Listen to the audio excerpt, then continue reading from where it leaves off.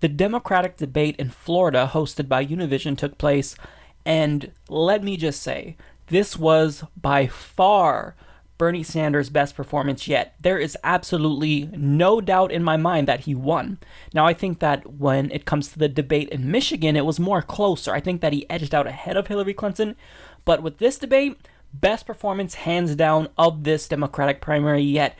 He had her on the ropes the entire time. And the best part is that, unlike last time, which is a criticism that I had, is that when he had her on the ropes, when he backed her into a corner, he let off the pressure. But this time he didn't do that. He was correct to point out these stark differences between him and Hillary when it comes to Wall Street, when it comes to campaign finance, when it comes to fracking.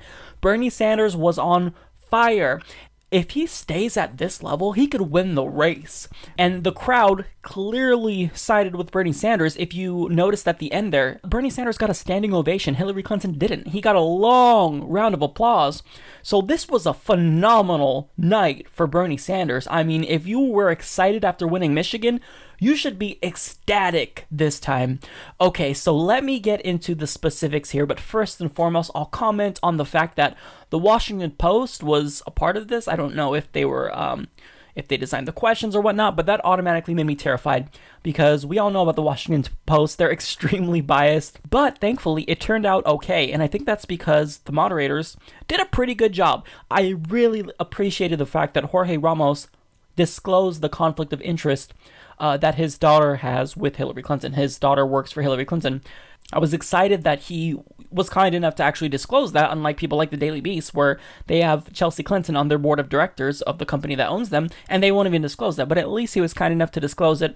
Now, there is some specific biases that I saw when it comes to the moderators, but overall, I think they did a good job. So when it comes to the questions, there's no doubt in my mind, Hillary Clinton got much tougher questions than Bernie Sanders, but there's a lot more reasons, objectively speaking, to ask her tougher questions when it comes to her emails, when it comes to the money that she's taking, when it comes to polls showing that she's untrustworthy. So there's a reason for that. Now, when it comes to bias on Bernie's side, he got way less time to talk than Hillary, and he even called them out on this. So there was different types of biases on both sides, but overall, I think that the moderators did a phenomenal job because they actually asked hard questions. So, for example, one of the first questions that Jorge Ramos asked Hillary Clinton was, will you drop out if you're indicted? Damn! I mean, this is the question that we've all been waiting to hear her answer. I mean, it's been the elephant in the room. A lot of Democrats are really afraid of asking Hillary Clinton about this because they don't want to look like the Republicans. But I mean, this is something that's really important. If you want to talk about electability, I mean, being indicted during a general election, that couldn't make you any more unelectable, so I'm really glad that he brought this up. Now, her answer made her look bad, but to be fair to Hillary Clinton, there's no way she could have gotten out of that looking good. I would have done the same thing. I would have probably dodged the question if I was Hillary Clinton, to be fair. It's something that everybody wants to know. If you're voting for Hillary Clinton, you want to be sure that if she wins the primary, she's not going to be indicted during the general, and then we get left with a Republican. Because who's the biggest fearmongers of Republicans? It's the Hillary Democrats who say, look, if you vote for Bernie, he's less electable, and so you're going to get stuck with a Republican. But the Bernie Sanders side, progressive Democrats such as myself, are saying, look, no, that's not true. Hillary Clinton could be indicted during a general election. If that happens, she could conceivably lose it at that point.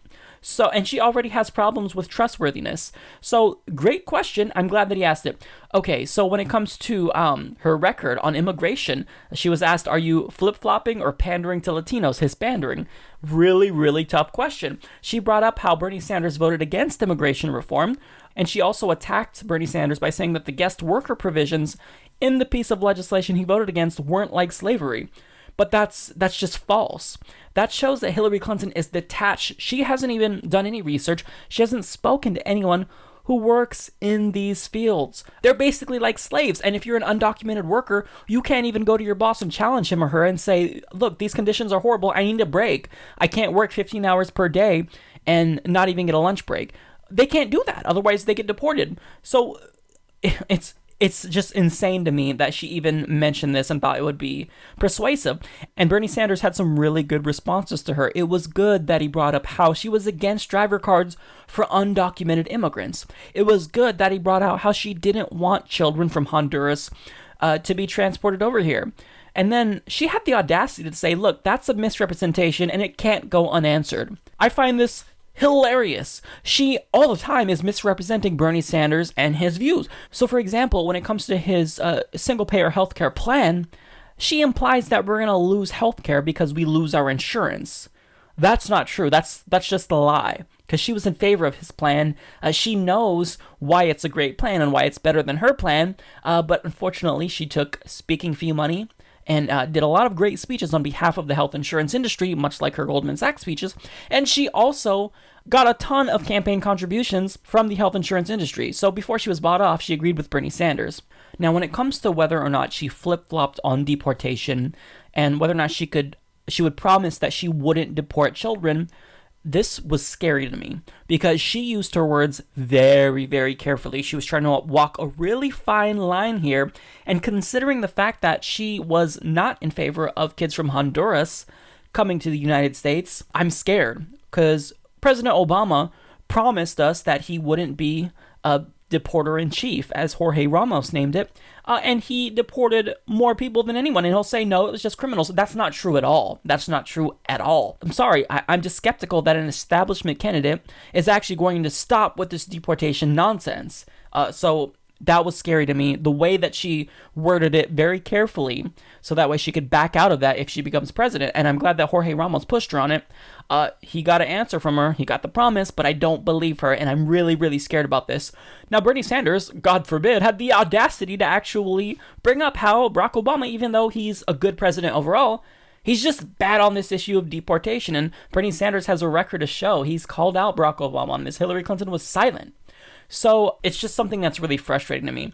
And he made a great point because she tried to bring up the whole the Minuteman thing, saying that he's in favor of vigilantes, which is just patently absurd.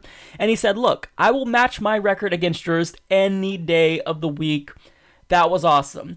Now, when it comes to the auto bailout, she tried to bring this up again and get Bernie Sanders for it, which is just she lost last time, but I guess she wanted to lose again. And in fact, she did, because Bernie Sanders pointed out how she flip-flops.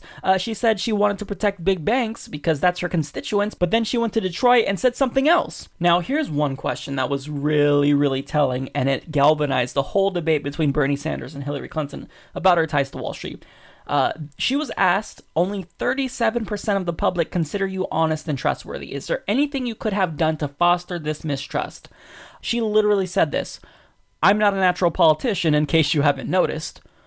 Oh my God, that made me vomit. She is the quintessential politician. She is the focus group-driven, poll-minded politician that we all dislike. She doesn't come out in favor of an issue unless the polls change. Case in point, gay marriage. That was the worst line of the debate by far. Nobody looks at her as someone who is not a natural politician. She is not just a natural politician. She's owned it. I mean, she's the poster girl for politicians. If anybody has it down, it's Hillary Clinton. She has nailed it. She's even better than Marco Rubio in terms of being robotic. She actually makes it seem more natural, but she uses all the same focus group driven tactics as Marco Rubio. The difference is that she's just better at it. She's the best politician I've ever seen. I disagree with her on policy, but when it comes to just being a politician, Hillary Clinton nailed it. So that was bullshit. Now here's why she's untrustworthy. She won't release the goddamn transcripts. If you are trustworthy, you'll tell us what you said to Goldman Sachs. But Bernie Sanders got her on here. So they asked Bernie Sanders, do you think Hillary says one thing in public and another in private? Damn, that was a great question. So Bernie Sanders said, a speech must have been so great, I think she should share it with the American people. And even Hillary Clinton laughed at that because that was perfect. Now, he brought up the $15 million that Wall Street donated to her, and she said it doesn't influence her. He mentioned this, but that's what all politicians say. And we're all in an anti-establishment mood in this election, so that was phenomenal for him to say that. And then Hillary Clinton, of course, she pivoted to her normal response. Well, I went to Wall Street, and I basically called them out. She literally said that, quote, I basically called them out. Really? You basically called them out? Oh my God, she's getting hammered here, and she is not coming out with anything else. She thinks that just saying that she went there and she called them out is sufficient. It's not sufficient. That's why Bernie Sanders is doing so well. Now, Bernie Sanders laid the knockout punch here. He said, clearly, when it comes to Hillary Clinton going there and calling them out, well, clearly her words must have intimidated them because that's why they gave her $15 million in campaign contributions. That was it. That was the death blow. I mean, Jesus Christ, that secured his win in this debate. He had her on the ropes, and that was the knockout. Such a great line. And if she uses it again, he's got to bring that out again because it was perfect. Now, of course, what she tried to do is make it seem as though the Koch brothers are in favor of Bernie Sanders. But this was a shitty attempt of her to try to make Bernie Sanders seem guilty by association. The reason why they put up ads in favor of Bernie Sanders is because they think that they can beat Bernie Sanders more easily. They think they'd have a harder time beating Hillary Clinton in the general election. That's bullshit, bring it on, because Bernie Sanders is going to whoop the ass of any Republican you give him. You could just look at the polls to find that out. Now here is arguably another phenomenal line, maybe the best of the night for Bernie Sanders. He said, "The head of Goldman Sachs didn't give me speaking fees. He said I'm dangerous, and you know what? He's right." Oh my God, like this, Bernie Sanders just killing it. I can't emphasize that enough. Did so good right here. Hillary Clinton looked so bad. And what does she do?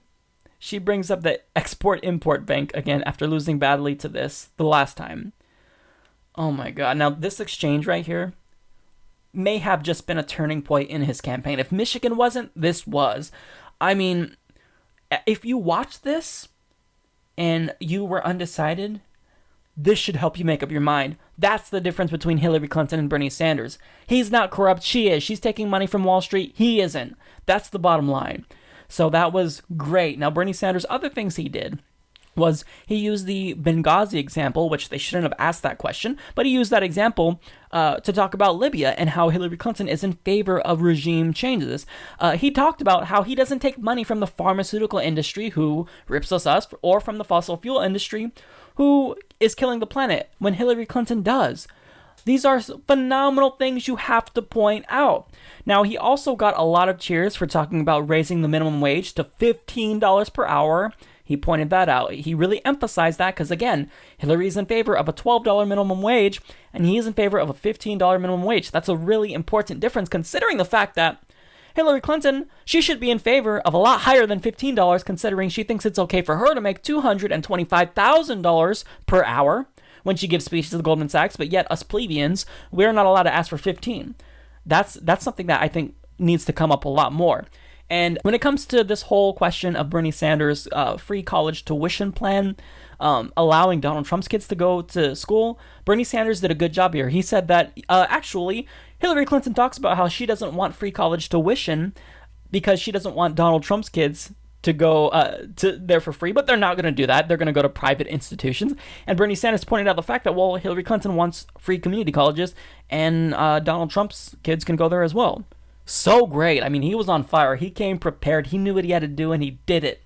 Okay, so even when Hillary Clinton did a good job, Bernie Sanders managed to one-up her. So, for example, she talks about how we need to allow students to refinance their student debt. I couldn't agree more, but Bernie Sanders jumped in and said, look, these are things that I've said. I said that first, so thanks for copying a very good idea.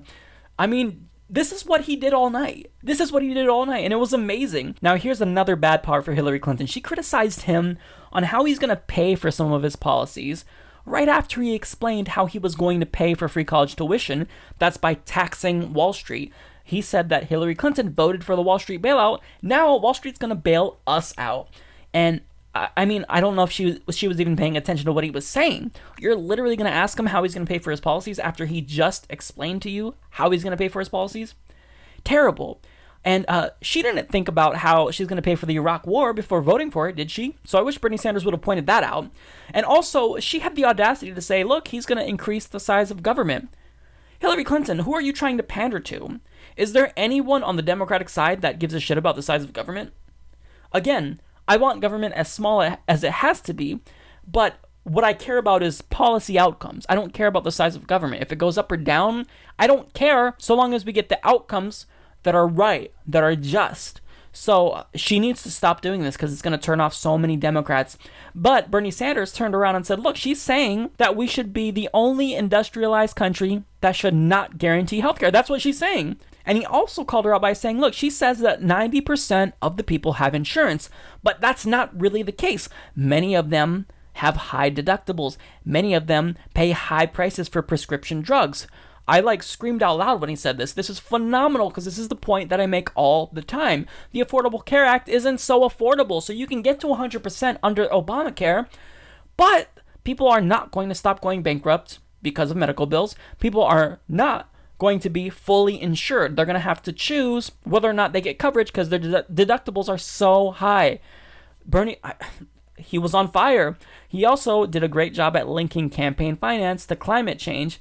And Hillary Clinton, I don't know why she always does this. She was like, I was proud to have a number of mayors from Florida campaign for me. That doesn't help you. We don't care if you have politicians on your side. That persuades no one, not even your supporters. Stop talking about that.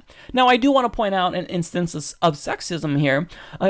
Hillary Clinton had the audacity to say, excuse me, when Bernie Sanders interrupted her. Really? That's so sexist, Hillary. How can you do that? Now, of course, I'm being facetious, but this is the charge from Hillary Clinton supporters because they have nothing else. But they claim that Bernie Sanders was sexist because he said to Hillary Clinton, excuse me, when she interrupted him. Okay, if you have nothing more to do than gin up charges of sexism, then you're showing that you're losing. If you can't win on policy, then I think that's sad for you. So I'm glad that Hillary Clinton did this. So I would really appreciate it if all of Hillary Clinton's supporters who were outraged when Bernie Sanders had the audacity to tell Hillary Clinton, excuse me, when she interrupted him, I would like for them to come out and be equally as critical of Hillary Clinton as they were of Bernie Sanders and maybe accuse Hillary Clinton of being sexist or maybe even anti-Semitic because Bernie Sanders is Jewish. So if you say, excuse me, to someone who's Jewish, then maybe that's anti-Semitic. Look, of course, this is a false argument, but I'm just trying to point out the absurdity. Now, a random line throughout the night, I don't remember where Bernie said it, but he said, I hope that you'll join me in ending fracking to Hillary Clinton, because at the last debate, she didn't take an unequivocal stance against fracking. She basically said, no, in effect, I support fracking, I just have a bunch of conditions. But you have to go with the science, you have to go with the experts say, fracking is bad. It causes earthquakes. It poisons drinking water in areas where where fracking is done near water wells. So she needs to come out in favor of banning fracking. Okay, so she also critiqued Bernie Sanders because she said he's always criticizing Obama. He's always criticizing Bill Clinton. I wish he would join me in criticizing George W. Bush. Are you serious? One of his main lines he always says is how when George W. Bush left office, jobs were hemorrhaging. We were losing 800,000 per month. I know that she thinks that we're stupid, but we hear what Bernie Sanders says. We know his rhetoric. And thankfully, he had the perfect response. Well, look, he said very few people stood up to Bush, and I did. When it comes to the war in Iraq, I stood up to Bush. She went with him. So that was great. Now, Hillary Clinton hypocritically referred to trickle-down economics as snake oil, which I agree wholeheartedly with. It is snake oil, but at either the last debate or the Fox News town hall, she advocated for trickle-down economics. She did this by saying that Boeing needs corporate welfare. Guess what? When they get government subsidies, what do they do with that money? Do you think that they raise minimum wage for their employees? No, their CEOs, they take it home as a bonus.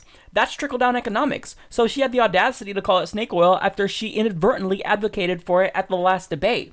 Shameful here. I wish he would have called her out on that. But I mean, I can't fault him for it because he was on fire everywhere else.